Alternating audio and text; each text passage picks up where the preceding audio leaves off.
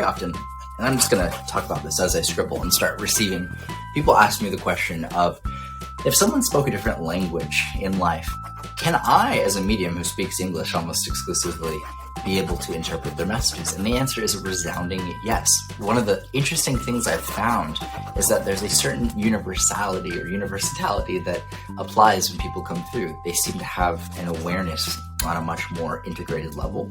And that allows them to communicate oftentimes through symbolism. These symbols are oftentimes universal for me. A heart, no matter who is conveying that image of a heart, is conveying a message of love. And it doesn't matter whether love was spelled or pronounced one way or another, depending on the language. For me, there's a certain transcendent quality to this kind of symbolic word bank that I have developed. When we think of what words are in and of themselves, they are essentially symbols. Words represent ideas. In a greater way, the symbols that I see represent concepts. So it's just kind of like a higher, I suppose, more far-reaching way of thinking, and one that seems to reflect their kind of interconnected nature.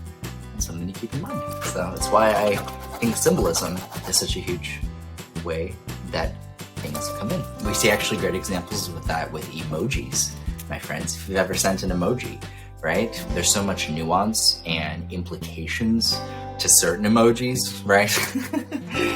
There's even cases where, like the crying emoji, right? People will post that, and they don't necessarily mean typically when they post it that they're literally crying. It oftentimes conveys amusement. But you have to be in the know to kind of pick up on those nuances of that symbol. And in essence, that's kind of like what I do, creating an emoji bank of sorts. That is unique to me and allows me to kind of intuit objective information. So there you go. All right, to join my membership site, The Collective, click on the link in the description below.